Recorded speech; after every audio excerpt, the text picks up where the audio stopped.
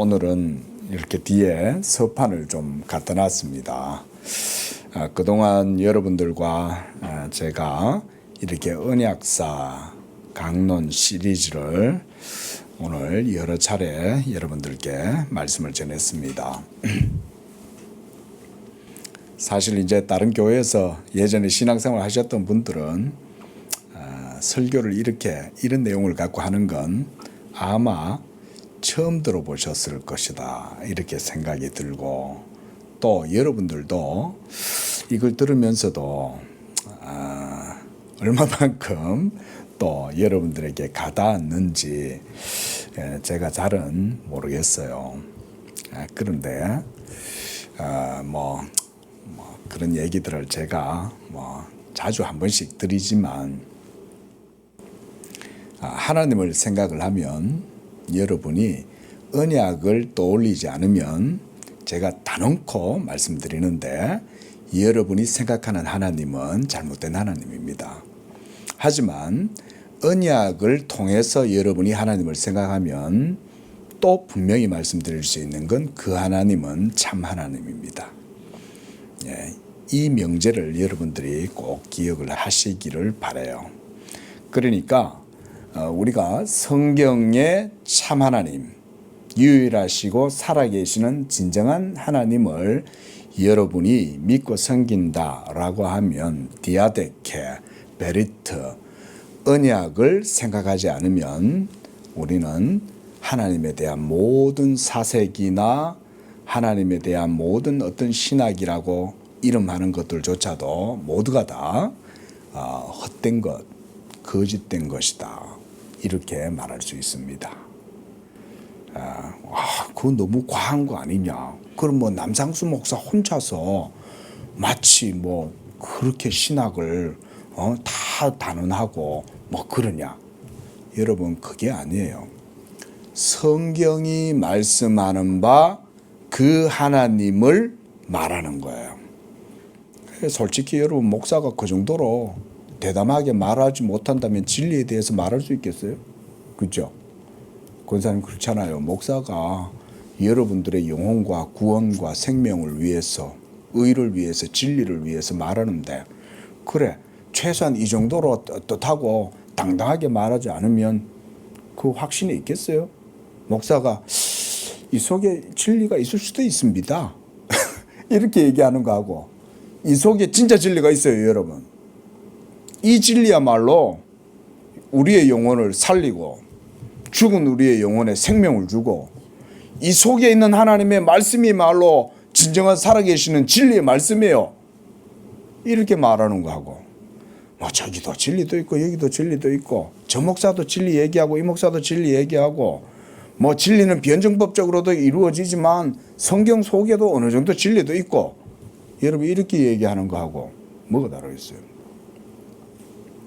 그러나 제가 여러분들께는 제가 무슨 객기를 부린다든지 무슨 오기를 가지고 이렇게 제 주장을 억견이라고 그러잖아요. 그렇게 해서 무슨 추측을 하고 그렇게 해서 여러분들에게 이렇게 그런 얘기가 아니죠. 성경에서 하나님이 자기의 택하신 백성들에게 보여주신 그 진리의 말씀. 그래서 우리가 지난주에도 성경 말씀을 우리가 통해서 봤지만, 예수님께서는 그 지난주 요한복음 3장 33절에서 그의 증언을 받는 자는 하나님이 참되시다. 그런데 그 증언을 받은 사람만이 목사로서 복음을 전하는 거예요. 그 증언을 받는 사람, 이 증언은 삼일째 하나님께로부터 주어지는 그 증언이죠. 근데 여러분, 그런 하나님의 증거를 이 세상 가운데에서 인간에게서 취할 수 있겠습니까? 여러분, 목사가 하나님의 복음을 선포할 때는, 증거할 때는 그 증거는 하나님에게서 받은 증거라야만이 선포되어지고 증거되어지는 거예요. 삼일째 하나님 안에서 이 복음의 증거를 받지 못하면 누구도 그걸 증언할 수 없어요. 자, 여러분, 다시 한번 우리가 기억하셔야 될 건, 언약을 모르면 하나님을 섬길 수 없습니다. 그리고 예수를 믿는다고 하면서 이 언약에 대해서 이해를 못하면 우리는 하나님을 바르게 알 수가 없어요. 그래서 제가 여러분들에게 항상 이 언약을 강조하는 게 그런 거예요. 우리가 성경 이르면 성경은 신약과 구약이죠, 그렇죠? 예? 근데 이 성경에 신약 구약이라는 말, 테스터먼트 자체가 테스타멘툼이라는 말이에요. 성약, 언약 그런 말이에요. 예? 하나님께서 우리에게 주신 말씀, 그게 바로 신약, 구약, 그렇게 해서 그게 하나님의 테스타멘투입니다. 테스타먼트다. 그 얘기인 거예요. 그러니까 우리가 언약을 얘기 안 할 수가 없는 거죠. 예? 자, 그래서 저는 지금까지 여러분들에게 이렇게 언약사다 그랬어요. 그러니까 언약사라고 제가 얘기를 하는 이유는 언약의 역사를 얘기하죠. 자, 이 언약의 역사는 우리가 지난 시간에 역사 속에서 생겨난 게 아니라 어디에서 생겨났다 그랬어요? 언약이라는 게. 그렇죠. 하나님 그분 자신에게서부터 생겨난 것이다. 그러니까 기원은 하나님 그분 자신이니까 역사 속에서 발생한 게 아니에요. 자, 언약은 우리가 정리해 볼게요. 언약이라는 것은 우리의 신앙이라고도 할 수 있겠죠. 그렇죠? 근데 이것이 역사 속에서 생겨난 게 아니라 삼위일체 하나님 그분 자신에게서 생겨난 것입니다. 그럼 우리는 삼위일체 하나님은 어떤 분이에요? 한 분이신데 그 한 분 존재 안에 성부, 성자, 성령, 그걸 우리가 뭐라고 말합니까? 삼위라고 말하죠. 우리 권사님 신학자 다 됐어요. 예? 예. 자, 그 안에 한 본질과 삼위가 계셔요. 그렇죠? 성부, 성자, 성령이시죠. 이 하나님에게서부터 언약이 생겨나는 거예요. 그래서 우리가 지난주에 구속 협약이다 이렇게 이야기를 했죠. 그렇죠? 예. 그래서 이것을 삼위의 협약이다. 이거는 기억나십니까, 여러분? 제가 지난주에 디아데케가 있고 순데케가 있다 그랬는데 특히 우리가 삼위의 협약은 디아데케라 그랬어요, 순데케라 그랬어요? 순데케라 그랬죠. 그렇죠? 그래서 순데케라는 말은 협약의 의미가 강하다. 근데 디아데케는 하나님과 우리 사이의 상호간의 언약, 이러면 그때는 디아데케라는 말을 많이 쓴다 그랬습니다. 자, 이걸 우리가 삼위의 협약을 또한 우리가 구속협약이라는 표현도 씁니다. 구속협약, 팍툼, 살루티스다 이런 말을 씁니다. 그 다음에 하나님과 사람 사이에 이루어지는 그 언약을 우리가 첫 언약, 아담과 하나님 사이에 이루어진 이것을 우리가 행위 언약이라고도 하죠. 그렇죠? 아담의 행위, 순종을 조건으로 이루어지는 행위 언약이다. 이것을 우리가 첫 언약이다 그랬어요. 첫 언약. 그 다음 아담이 타락하고 난 이후에 이루어지게 되는 그 언약은 이제 그렇죠. 율법 언약인데 이거는 은혜 언약입니까? 행위 언약입니까? 그렇죠. 예. 자, 그 다음에 일어나게 된 것이 하나님께서 율법 언약을 맺으셨는데 이것은 은혜 언약이에요. 그렇죠? 그 다음 율법 언약 이후에 그 다음 주어진 것이 새 언약이죠. 그죠? 복음 언약이에요. 그죠? 이 복음 언약은 하나님이 예수 그리스도로 말미암아 이루어지게 되는, 믿음으로 이루어지게 되는 언약이에요. 예수 그리스도를 믿음으로써 이루어지게 되는 언약. 그걸 우리가 굳이 말하자면 율법 언약과 구별하기 위해서 복음 언약이라는 말을 써요. 이 복음 언약이 은혜 언약이긴 하지만 율법 언약과 다르다는 점에서 이것은 무슨 언약입니까? New Covenant, 새 언약이다. 그렇죠? 새로운 언약이죠. 그렇죠? 내가 이스라엘 백성들과 너희 조상들과 맺었던 언약과 같지 아니한 새로운 언약을 내가 맺겠다 라고 해서 하나님이 예레미야 선지자를 통해서 예언하신 거죠. 그렇죠? 이 새 언약이 바로 예수 그리스도로 말미암아 이루어지게 되는 복음 언약이다. 그런데 결국은 은혜 언약, 복음 언약 이걸 하나로 묶었을 때 모두가 다 공통적으로 믿음으로 이루어지는 거예요. 믿음으로. 그렇죠? 그래서 예수 그리스도를 믿는 믿음으로써 하나님과 그 택한 언약 백성들 사이에서 이루어진 언약, 그걸 이제 새 언약이다. 이렇게 이해를 하는 겁니다. 그래서 요 은혜 언약은 특별히 율법 언약은 옛 언약이라고도 그러죠. 그렇죠? 우리가 옛 언약이다. 이렇게 이제 이해를 하는 거고요. 자, 이렇게 여러 가지의 언약을 제가 가지고 언약사 강론 시간에 제가 계속 이야기를 했어요. 자, 막 그런 것들은 나중에 여러분들이 뭐 그동안 우리가 이제 영상을 계속 이제 찍어놨기 때문에 한 번씩 또 들어보세요. 이거를 들어보시면은 그런 의미로 얘기를 하는 거구나. 자, 근데 보세요, 여러분, 삼위일체 하나님 영원하신 세상이 있기도 전에 창세 전에 하나님 그분 영원하신 하나님 안에서부터 시작되어진 이 언약이 구속 협약의 형태로 이제 역사 속에 처음에는 첫사람 아담에게서는 행위를 조건으로 이루어지고 그 다음 아담이 불순종함으로써 그 이후에는 이제 하나님께서 이 새 언약의 경륜을 시작하시는 거죠.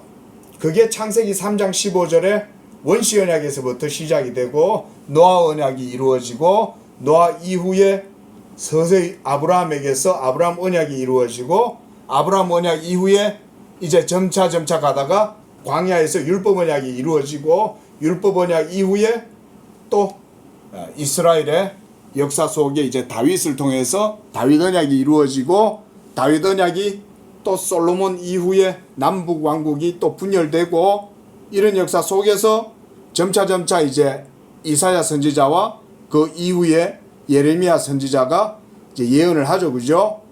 그러면서 이제 이스라엘이 결국 바벨론에 포로로 끌려가게 되죠. 그죠? 우리가 이제 이걸 바벨론 유수 사건이다 그러죠.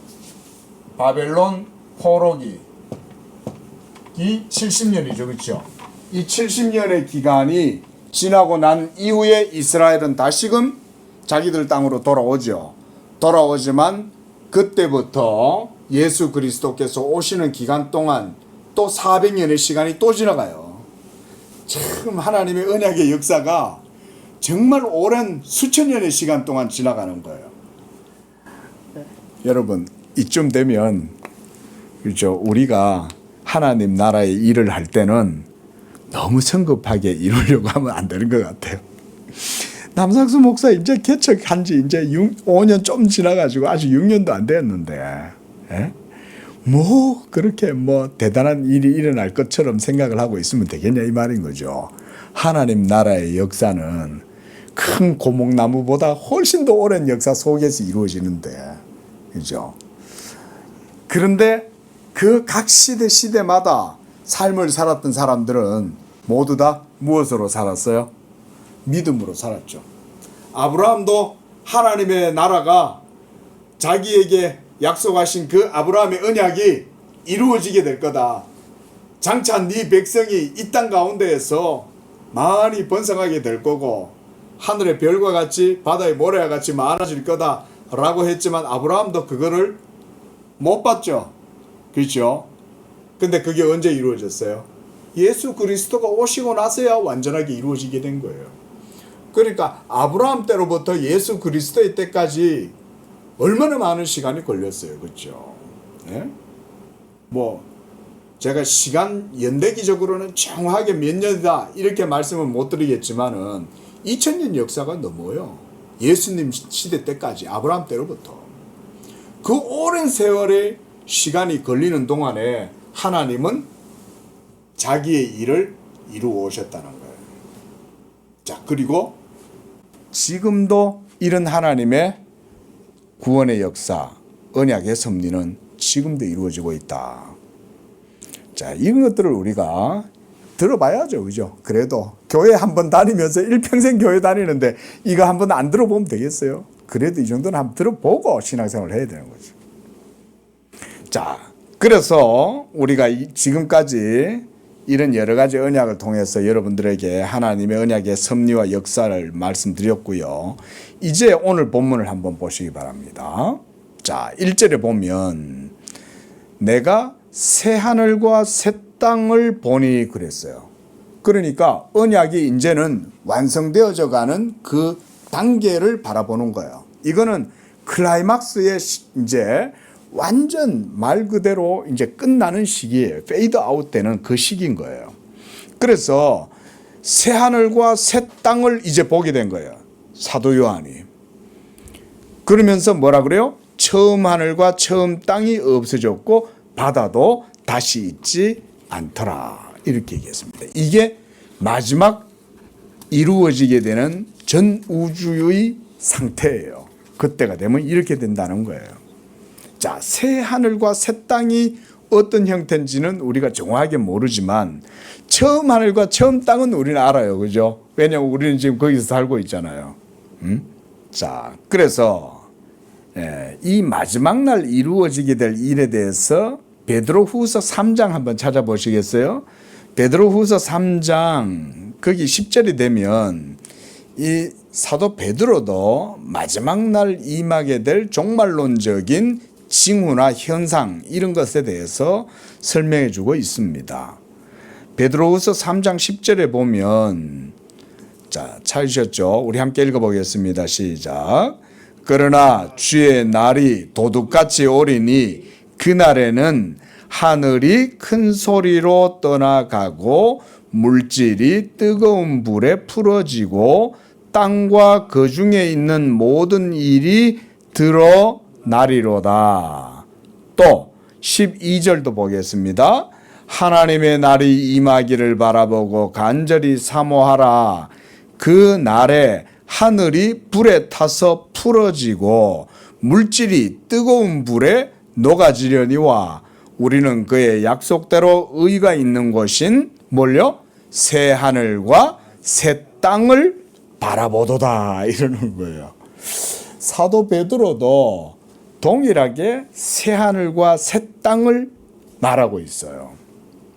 자, 이 새 하늘과 새 땅이 이제 사도 요한이 밤모섬에서 환상과 계시를 통해 가지고 바라보는 거예요. 그래서 내가 보니 새 하늘과 새 땅을 본다는 거예요. 근데 이 새 하늘과 새 땅이 보일 때에 처음에 있었던 하늘과 처음의 땅 이게 없어진 거예요. 자, 하늘과 땅 우리말로 천지죠. 그죠? 천지. 한마디로 만물 이 말인 거예요. 모든 현재 있는 것들, 이 모든 것들은 다 없어져요. 그리고 바다도 다시 있지 않더라 그랬습니다. 그러면 바다가 있지 않으니까 새하늘과 새 땅에는 바다가 없다는 말이죠. 그렇죠? 그러니까 배 타는 거 좋아하시고 바다 낚시 좋아하는 분들은 그때 되면 이제 그런 거 못 하는 거예요. 근데 여러분 보세요. 여기에서 바다가 이거 언제 생겼어요? 바다가? 창세기 우리 1장으로 한번 넘어가 보겠습니다. 창세기 1장 2절 시작. 땅이 혼돈하고 공허하며 흑암이 깊음 위에 있고 하나님의 영은 수면 위에 운행하시니라. 자, 여러분 이 2절의 상태를 보세요. 지금 빛이 있어요 없어요? 아직 빛이 없는 어두컴컴 다크니스. 예? 지금 흑암이 깊음 위에 있다. 이 말은 빛이 어디도 한 군데도 없는 거예요. 예? 캄캄한 말 그대로 진공의 어두움의 상태. 빛 자체가 없어요. 별도 없어요. 지금 아무것도 없는 상태인 거예요. 한마디로. 그래서 그 아무것도 없다는 말을 깊음 위에 있다 이 말인 거예요. 깊다 이 말인 거예요. 그런데 거기에 뭐만 있어요 지금? 하나님의 영이 계시는데 어디 계셔요? 수면 위에 계시는 거죠. 자, 그러니까 모든 세계는 어디서 나온 거예요? 탈레스가 철학자, 고대 철학자 탈레스는 그 사람이 어떻게 해서 만물의 근원을 물이라고 표현했는지 제가 그것까지 잘 모르겠는데 제가 놀래는 거예요. 이야, 어떻게 알았을까? 철학자들이 참 그러니까 그런 철학을 하는 거예요. 그런 사람들은. 근데 보세요. 만물이 어디서 나온 거예요? 원래 뭐부터 있었어요? 바다가 있었던 거예요. 물이 있었던 거예요. 응? 그리고 그 모든 것들이 다 어디서 나온 거예요? 그러니까 물에서부터 시작이 된 거예요. 물에서부터. 여러분 우리 맨날 이거 읽어도 이런 생각 별로 안 하죠. 그죠? 하나님이 세계를 지었다라고 얘기하는데 어떻게 지었냐? 근데 물에서 성립되었다는 사실을 대부분 잘 몰라요. 근데 요한계시록에서는 뭐라고 말해요? 처음 바다. 바로 이거 얘기하는 거예요. 그 처음 바다도 없다. 그 말은 모든 세계의 근본이 되는 물도 없어진다는 거예요. 한마디로. 그래서 그 물에서 나온 모든 것들이 다 사라진다. 네. 자, 한 번 더 찾아보겠습니다. 이번에 베드로후서 이번에 다시 3장으로 넘어가서 3장 5절 말씀입니다. 자, 베드로후서 3장 5절. 제가 예전에 한번 우리 성도님께 말씀드렸는데 여러분 사도 바울이 대단한 신학자고 요한이 대단한 신학자 같아도요. 여러분 사도 베드로도 신학이 만만치 않습니다. 그거 아셔야 돼요. 사도 베드로는 서신의 양이 작아서 그렇지 사도 베드로 속에 신학이 사실은 다 응축되어져 있어요. 사도 베드로도 대단한 신학자입니다. 그래 따지면. 근데 사도 베드로가 자, 베드로서 3장 5절 찾으셨죠? 시작. 이는 하늘이 옛적부터 있는 것과 땅이 물에서 나와 물로 성립된 것도 하나님의 말씀으로 된 것을 그들이 일부러 잊으려 함이다. 여러분 베드로 사도가 뭐라고 말해요? 하나님의 말씀이 역사하심으로써 모든 것들이 생겨났는데 그 원천이 어디서 생겼다는 거예요? 물에서 나와서 물로 성립이 되었다. 이렇게 얘기하는 거예요. 놀랍죠? 근데 여러분 창세기 1장의 내용을 다시 한번 자세히 보면 새와 물고기는 우리가 여러분 회 좋아하시죠? 회 딱 떠가지고 먹어보면 물고기 살은 투명하잖아요. 예? 그러니까 물에서 나왔다 이런 생각이 들겠지만 여러분 하늘에 새가 물에서 나왔다면 여러분 그거는 약간 좀 이상해 보이죠. 여러분 그렇지 않습니다. 모든 것들이 이 물이라고 하는 아주 특별한 이 물질에서부터 생겨나게 된 거예요. 그래서 땅이 물에서 나와서 물로 성립이 되었고 새도 물에서 나옵니다. 그래서 창세기 거기 보면요 20절에 보면 물들은 생물을 번성하게 하라 이렇게 나와요. 창세기 1장 20절에 하나님이 말씀을 하시는데 그때 말씀하시니 무슨 현상이 생기냐면 물에서 생물이 나오는 거예요. 물에서. 우리 생각엔 흙에서 나올 것 같죠? 아니에요. 물에서 나오는 거예요. 자, 여러분 이 세상 지구에 살아가는 생명체 중에 물이 없으면 살 수 있는 생명체가 있어요, 없어요? 하나도 없죠. 물이 없으면 하나도 못 살아요. 응? 모든 살아있는 생명체는 물로 이루어져 있습니다.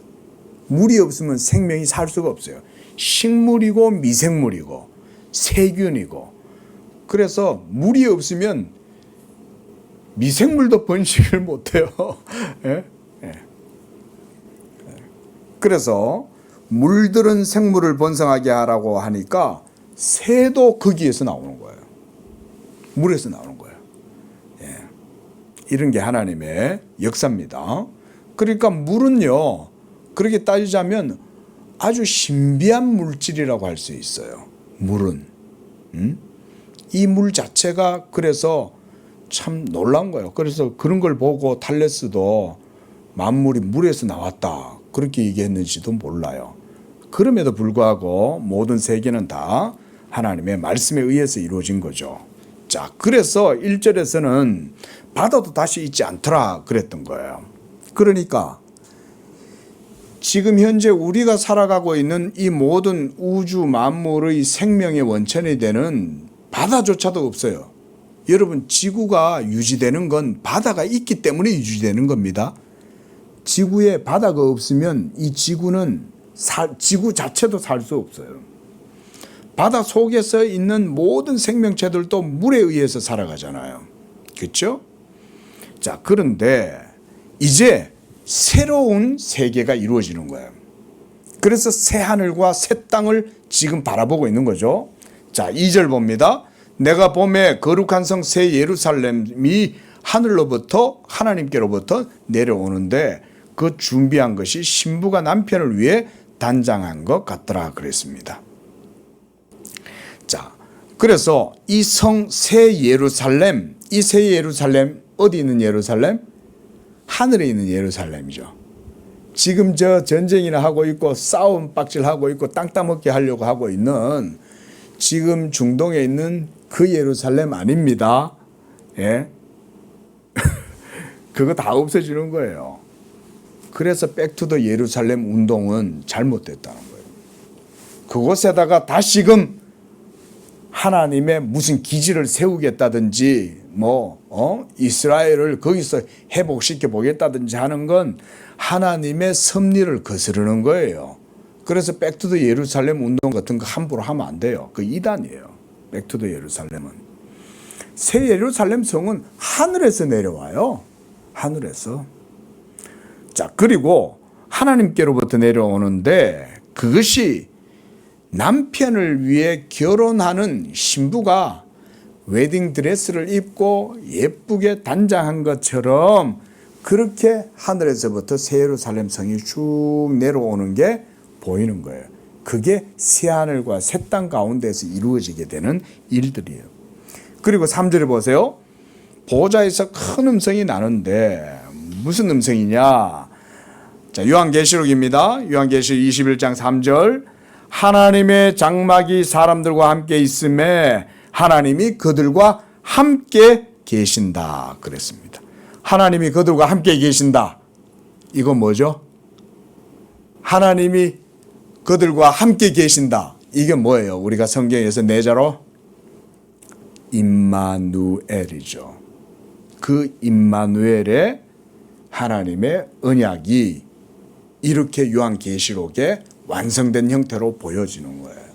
그러니까 이 새 언약이 하나님의 언약의 이 경륜 역사가 최종적이고 궁극적인 상태에 도달하면 하나님이 우리 안에 완전하게 계시는 그 형태가 완성되는 거예요. 그리고 지금 현재는 이미 어느 정도 이게 이루어져 있죠. 성령이 예수 믿는 성도들 속에 이미 들어와 계시잖아요. 성령이 우리 양재교회 속에 성도들 안에 거하시는 줄로 믿습니다. 이렇게 하나님과 우리 사이에 언약의 관계가 이루어지는 거예요, 여러분. 그러니까 언약이 없으면 우리는 구원 못 받는 거예요, 여러분. 그러니까 우리가 이런 언약을 배워야 돼요. 자, 그래서 이 하나님과 우리가 함께 있게 되는데 이 함께 있게 되는 이것이 임마누엘인데 여러분, 임마누엘은 또 누구의 이름입니까? 여러분, 임마누엘은 누구의 이름이에요? 그렇죠.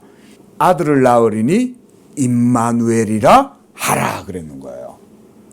그러니까 예수 그리스도의 성육신은 하나님이 우리와 함께 거주하시기 위한 장막이 되는 거예요. 그게 바로 성육신, 인카네이션. 자, 따라 보겠습니다. 성육신은 하나님의 장막이 우리 안에 거하시는 것이다. 그게 성육신이에요. 그러니까 예수님이 사람이 되셨다라고 하는 정도에서만 신학적 의미가 있는 게 아니라 그것은 예수님의 성육신을 통해서 하나님이 우리와 함께 하시기 위한 방편인 거예요. 그게 바로 하나님의 장막이 사람들과 함께 있으니 하나님이 그들과 함께 계시리라. 그게 바로 그리스도의 성육신과 성도들이 그 그리스도의 몸에 연합되어지는 것. 이것이 바로 성육신의 사역입니다. 그리고 하나님의 언약이 이걸 통해서 성취가 되는 거예요. 그 다음 또 뭐라고 말씀합니까? 그들은 하나님의 백성이 되고 하나님은 친히 그들과 함께 계신다. 자, 여러분 바로 이 명제 이거 자주 많이 들어보셨죠? 우리가 그들은 하나님의 백성이 되고 하나님은 그들의 하나님이 되신다. 이게 바로 언약의 대명제죠. 그죠? 이거는 구약 이스라엘 백성에게도 하나님이 이 말씀하셨고 계속 이 말씀하셨어요. 그래서 하나님은 우리의 하나님이 되시는 거예요. 여러분 언약을 통해서 하나님이 나의 하나님이다. 하나님이 예수 믿는 우리의 하나님이다. 이 고백이 없으면 안 돼요. 그래서 우리가 예수 믿음을 통해서 하나님은 나의 하나님이다. 이 고백을 하는 거예요. 그게 가능한 건 언약이 있기 때문에 가능한 거예요. 하나님은 우리의 하나님이 되어주시기 위해서 아브라함을 준비하시고 우리의 하나님이 되어주시기 위해서 중보자 예수 그리스도를 사람의 모양으로 보내시는 거예요. 그리고 그 그리스도를 통해서 이제 우리가 하나님의 백성이 되게 하시는 거예요. 이게 하나님의 언약의 방법이에요. 이런 게 구원이에요. 구원은 이렇게 이루어지는 거예요. 그래서 내가 예수 믿고 천국 간다 이 말도 맞지만 개인 구원 사상이 그래서 위험한 거예요. 나 혼자만 딸랑 천국 간다 이 생각하는 거예요. 그러면 언약이 강조가 안 되잖아요. 그러니까 건전하지 못한 개복숭아 같은 그런 열매를 맺는 거예요. 언약을 가르쳐 줘야 돼요. 복음을 풍성하게 가르치려면 언약을 얘기하지 않으면 복음의 사상을 풍성하게 가르칠 수가 없어요. 그래서 한국교회가 건강하지 못하고 삐쩍 말라는 게 뭐 때문에 그러냐면 맨날 예수 믿고 천국 가는 생각만 하는 거예요. 하나님의 언약의 역사가 진리를 통해서 사람들 가운데 연합하고 그 속에서 하나님의 장막이 그들과 함께하고 그 안에서 성도들이 믿음으로 하나님의 계명의 말씀을 배우고 주의 도를 배우고 그 안에서 언약의 풍요로운 삶을 살고 이런 거에 대한 전망이 하나도 없는 거예요. 그러니까 전부 다 시한부 종말론에 빠지고 이 지겨운 세상 떠나가서 신천신지 세상에 빠지겠다 이 생각하니까 신천지 같은 데로 막 끌려가는 거예요. 우리가 종합 비타민을 왜 먹습니까? 골고루 먹어야 되잖아요. 골고루. 근데 예수 믿고 천국 간다. 그러니까 맨날 이런 피안의 세계만 추구하고 이 세상은 천하고 빨리 이 세상에서 벗어나고 싶다. 예? 천국 가고 싶다. 이런 생각만 하면 결코 여러분 영적으로 건강하게 못 자라요. 하나님의 언약의 말씀을 배워서 주의 도를 배우고 그 안에서 예수 믿음이 무엇이고 하나님의 뜻이 무엇이고 이러면서 그 속에서 풍성한 이런 의미들을 배워나가야지.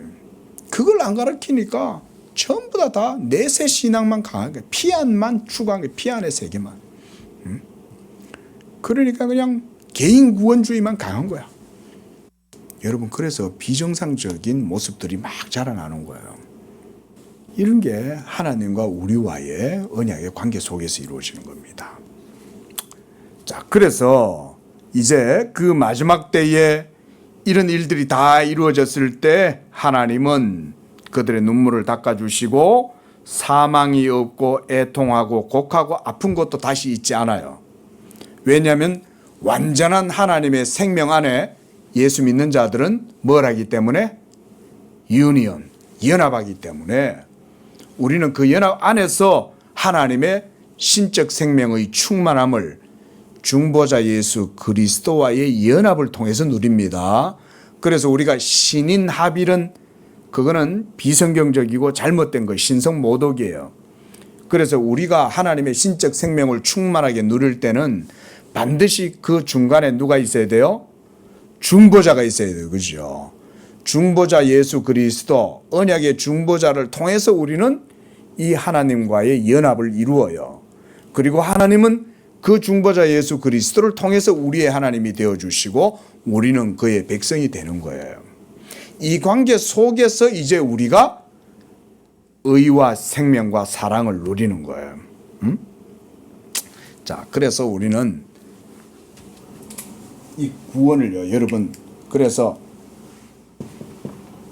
생명과 그 다음에 의와 이 사랑이 그 속에 다 같이 있어요. 생명이 있으면 이 생명의 개념에는 반드시 의가 같이 있어요. 동절의 양면처럼. 그리고 이 의는 단지 무슨 로지컬하게 그냥 무슨 차가운 논리로만 있지 않아요. 그게 아니라 이 의 자체는 벌써 사랑의 열정이 그 속에 충만한 거예요. 이게 바로 하나님 안에 있는 구원의 생명이에요. 그래서 이 구원을 받은 사람은 하나님의 생명이 그 속에 있고, 그 생명이 있는 사람은 뭐가 있어요? 의가 있고, 그 의가 있는 사람 안에는 뭐가 있겠어요? 사랑이 있는 거예요. 그래서 이 사랑은 하나님을 사랑하는 사랑이고 이웃을 사랑하는 사랑이에요. 이게 예수 믿음을 통해서 우리에게 주어진 구원이에요. 그러니까 이런 생명과 의와 사랑을 가진 예수 믿는 성도는 하나님의 계명을 어떻게 하겠어요? 사랑하겠죠. 하나님의 계명을 사랑하는 사람 속에는 뭐가 있고? 생명이 있고, 그래서 예수가 있는 사람에게는 생명이 있다 그러는 거예요. 예? 그 생명이 있으니까 그 사람은 의로운 사람이요. 의가 있으니 그 사람은 또한 사랑하는 사람이 되는 거예요. 이게 예수 믿는 사람, 구원받은 사람이에요. 이렇게. 그러니까 더 이상 죽음이 없어요. 그리고 의가 있으니까 하나님 앞에서 기쁘고 하나님과 사랑하고 이 관계가 영원토록 이루어지는 거죠. 그래서 처음 것들이 다 지나갔다. 이 말은 이전에 타락하고 부패하고 저주받았던 아담의 그 저주가 가득한 온 세상은 더 이상 있지 않아요. 이제는 그리스도 예수의 그 생명이 온 세계 가운데 가득하게 들어지게 되는 거예요. 그 그리스도로 말미암는 생명이 온 세계 땅끝까지 이르게 되니까 성경이 이걸 뭐라고 표현하냐면 물이 바다를 덮음같이 그리스도 예수의 생명이 온 세상에 창일하다, 흘러넘친다. 그럴 때 그 사랑이 가득하면 어떻게 되겠어요? 온 세계 속에 생명이, 의가 충만하겠죠. 여러분, 천국은 이런 곳이에요. 천국은 제가 어릴 적에 어떤 그림을 봤냐면, 제가 풍자 해놓은 그림인데, 천국에 가면 돼지 등에 포크가 꽂혀 있고 나이프가 꽂혀 있어요. 그 돼지가 이렇게 가면은 그냥 천국 가면 사람들이 그걸 그냥 지나가는 거 그대로 그냥 썰어가지고 삼겹살 파티도 해 먹고 그런 거예요, 천국이. 그런 게 아니죠. 천국은 그 자체로 생명과 의와 사랑이 충만한 거예요. 그러면 기쁨이 넘치겠죠. 여러분, 제가 결혼을 하고 최고 감사했던 것 중에 하나가 뭐냐면 아이를 낳은 거예요. 아이. 그러니까 애가 생겨나니까 애를 통해서 뭘 경험하냐면 생명의 새로운 기쁨을 간접적으로 경험을 해보는 거예요. 지금까지는 나밖에 몰랐는데 내 핏덩이가 나오니까 이게 보니까 생명의 기쁨이 그 아이한테서 확 느껴지는 거예요. 그래서 야, 그 늦게 장가 가가지고 늦둥이 낳아도 장점이 있네. 늙어갈 줄 알았더니 애가 나오니까 생명의 기운을 애한테서 느끼는 거예요. 그죠? 이거 애 낳아본 부모들은 다 느껴요. 요새 미혼들이 많고 애 안 낳는 사람들이 많은 것 같은데 그럼 불행한 거예요. 애를 낳아보면 생명의 기쁨을 느낄 수 있어요. 야, 이게 생명이구나. 여자도 혼자 살다가 자기 태중에 아이를 가져보면 그 아이와 연합된 가운데에서 엄마가 생명을 느끼는 거예요. 그거는 말로 설명을 못해요. 직접 생명을 낳아보고 가져보고 길러봐야 되는 거예요. 예? 여러분, 그 정도로 이 세상 살면서도 우리가 생명의 기쁨을 느끼는데 그리스도 안에 연합되어져서 하나님과 완전하게 그리스도 안에서 연합이 된 상태에서 우리가 하나님의 신적 생명의 충만함을 느끼고 그 안에서 하나님의 의로우심을 바라보고 그 안에서 이 사랑의 기쁨, 이거를 이런 거 우리가 이제 아펙투스다 이렇게 말하거든요. 아펙투스다. 이 사랑이 충만한 감정을 느끼면 얼마나 기쁘겠어요. 근데 이게 끝이 없는 거예요. 영원히. 그리고 어제의 기쁨이 아니라 계속 날마다 신적 생명의 충만한 사랑을 매일매일 새롭게 느끼는 거예요. 새롭게. 그래서 5절에서도 이번에는 보좌에 앉으신 이가 그랬어요. 여러분, 이 보좌에 앉으신 이는 누굴까요? 하나님인데 어떤 하나님? 윗격으로 예수님이죠. 그렇죠? 왜냐하면 하나님이 예수님을 너는 내 우편에 앉았으라 그랬잖아요. 그때 앉아라 할 때 그거 언약적 표현이라 그랬어요. 그렇죠? 그때 내 우편이라는 개념은 하나님의 언약의 개념이에요. 그래서 하나님이 자기의 아들을 보라, 내가 내 왕을, 내가 나의 왕을 내 거룩한 산 시온에 세웠다. 너는 내 아들이라. 오늘날 내가 너를 낳았다. 라고 말씀하시면서 또한 시편 110편에서는 주의 우편에 계신 주께서 주의 권능의 날에 너는 멜기세덱의 반차를 따르는 제사장이다. 라고 얘기하면서 내 우편에 앉으라. 라고 말씀하죠. 그 우편에 앉으라고 하신 그 하나님이 자기의 아들을 보좌 우편에 앉히시는 거예요. 그래서 이제는 보좌에 앉으신 이가 말씀하시되 예수님이에요. 뭐라고 말씀하셨어요? 예수님이 내가 만물을 새롭게 하노라. 누가 만물을 새롭게 해요? 예수님이 만물을 새롭게 하는 거예요. 우리가 살아가는 이 세상이 다가 아니에요. 여러분 그거 아셔야 돼요. 여러분이 이 세상에서 아무리 즐겁고 멋들어지게 사셔도 이 세상은 새롭게 다가오는 세계에 비하면 아무것도 아니에요. 응?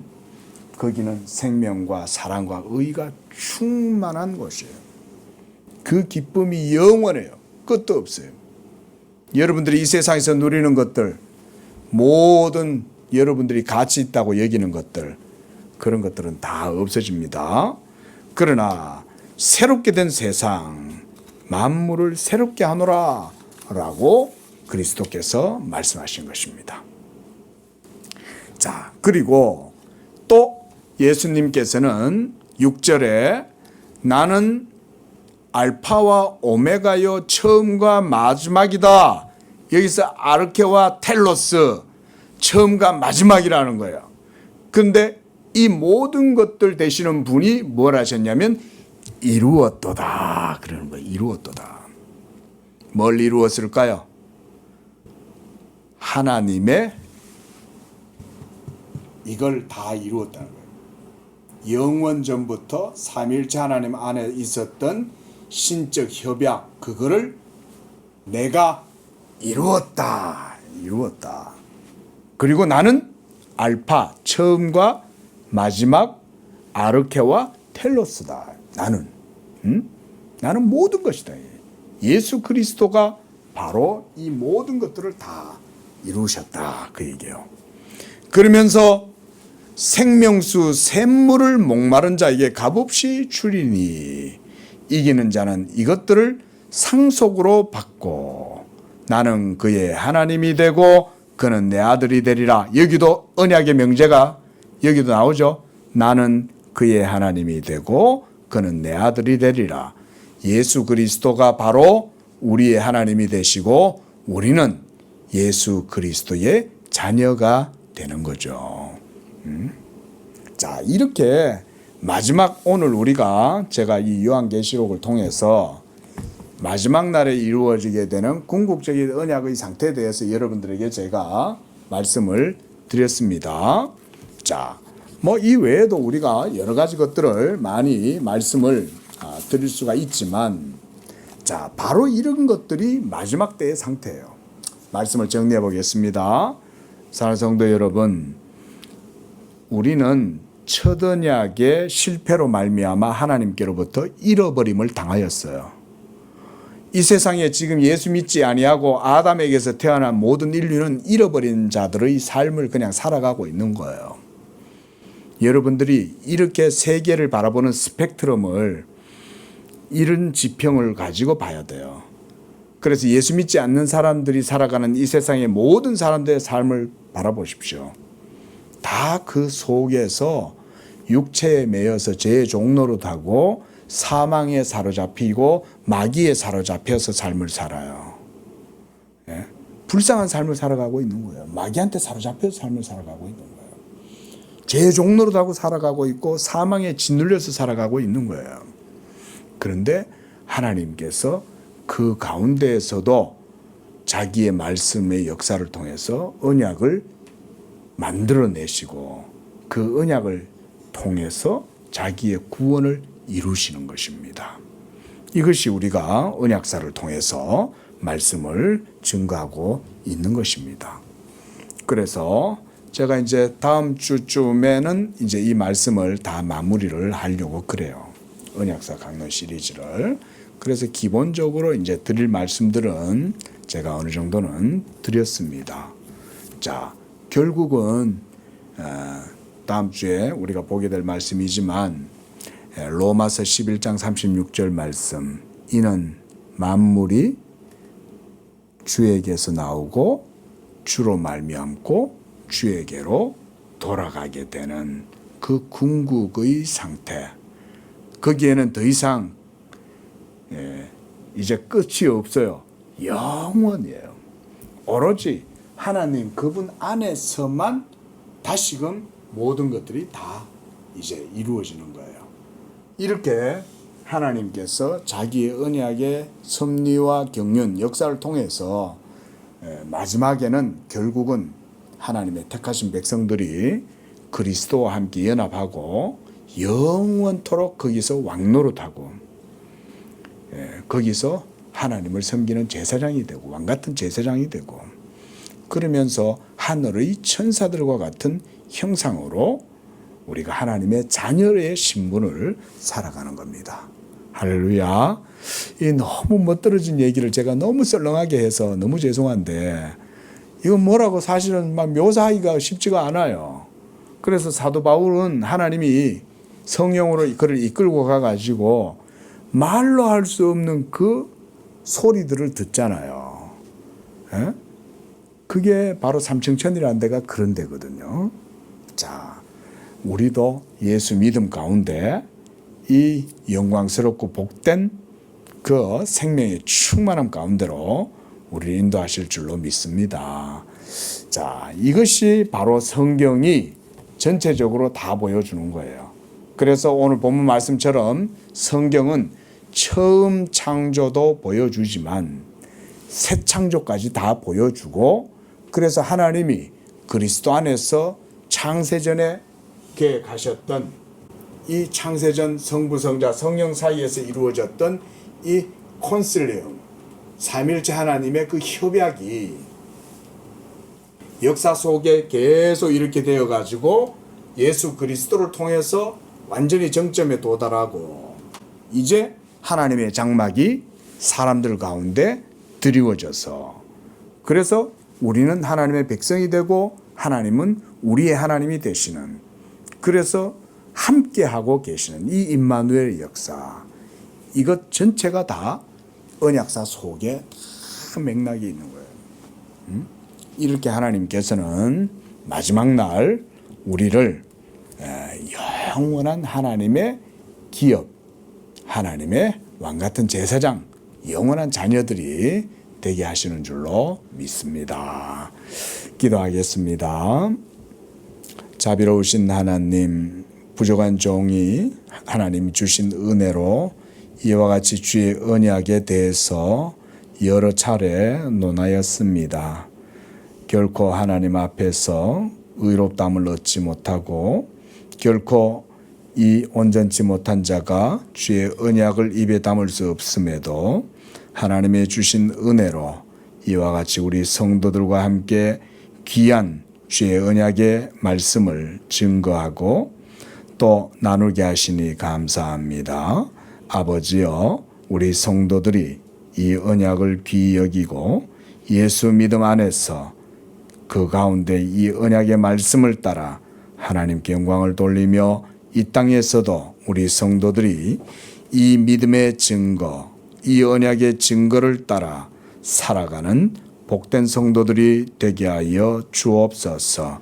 무엇보다 이 양재 교회도 주님 오시는 그날까지 이 언약의 증거를 굳게 붙들고 이 복음의 말씀으로 이 세상 가운데에서 소망을 품고 장차 온 세계가 새하늘과 새 땅으로 이루어지게 되는 그날까지 인내하고 그 가운데 믿음으로 하나님께 영광 돌리면서 그리스도의 온전한 몸을 세워가는 하나 되게 하심을 굳게 지켜나가는 그런 교회가 되도록 인도하여 주시옵소서.